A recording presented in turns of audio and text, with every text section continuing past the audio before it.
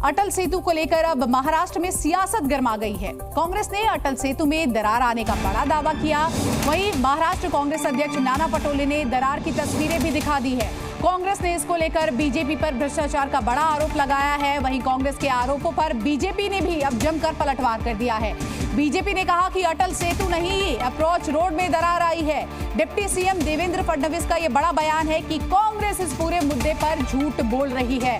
तो एक तरफ नाना पटोले जो कि तस्वीरें दिखाते हुए नजर आ रहे हैं, वहीं दूसरी ओर देवेंद्र फडणवीस डिप्टी सीएम महाराष्ट्र के, वो कहते हैं कि ये अटल सेतु नहीं है बल्कि अप्रोच रोड में दरार आई है। अटल सेतु के एक हिस्से में आई दरार पर राजनीति शुरू हो गई है। महाराष्ट्र कांग्रेस अध्यक्ष नाना पटोले ने अटल सेतु की क्वालिटी पर सवाल उठाए हैं। वहीं एमएमआरडीए ने सभी आरोपों को गलत करार दिया है। साथ ही कहा है कि सोशल मीडिया के जरिए अफवाहें फैलाई जा रही हैं। ये इस अटल सेतु का उद्घाटन देश के प्रधानमंत्री नरेंद्र मोदी जी ने किया था। अभी आपने देखा होगा कम से आधा किलोमीटर ये रोड 1 फीट नीचे खसक गया है। तो इसका मतलब है कि ये सरकार भ्रष्टाचार में कितनी लिप्त है। जनता की जीवित हानि की भी चिंता इनको नहीं है। एमएमआरडीए ने अफवाहों पर ध्यान नहीं देने की बात कही है।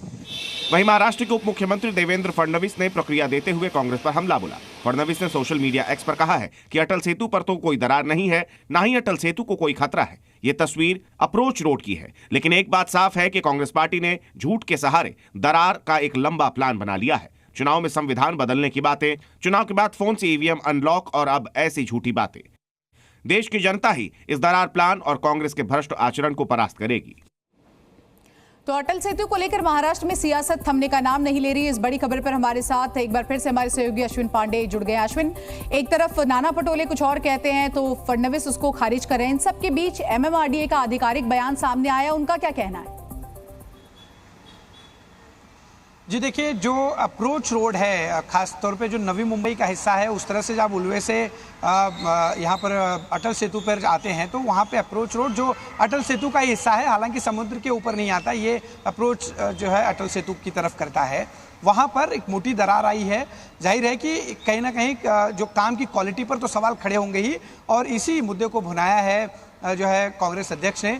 वो कल जो है स्पॉट पर गए थे, उन्होंने वो दरारें दिखाई, जिसके बाद देर शाम उसको भरने का काम शुरू कर दिया गया है। वो दरारें जो हुई थी उसे भर दिया गया है। तेज बरसात के बाद ये स्थिति निर्माण हुई है और अब उसी पर प्रतिक्रिया देते हुए उप मुख्यमंत्री देवेंद्र फडणवीस ने ट्वीट किया कि ये झूठा माहौल बनाने की कोशिश की जा रही है, कोई दरार नहीं आई है, अप्रोच रोड पे दरार है। ये बात तो सही है कि अप्रोच रोड के पास की ये दरार है, लेकिन वो अटल सेतु का ही हिस्सा है। बड़ा सवाल तो यही उठता है कि अगर अप्रोच रोड कहीं ना कहीं अटल सेतु का हिस्सा है तो ऐसे में कांग्रेस जो बात कह रही है उसमें दो राय नहीं। लेकिन इन सब के बीच आप देखिए एमएमआरडीए का बयान ये आ गया है सामने, वो कह रहे हैं उसमें नहीं आई है।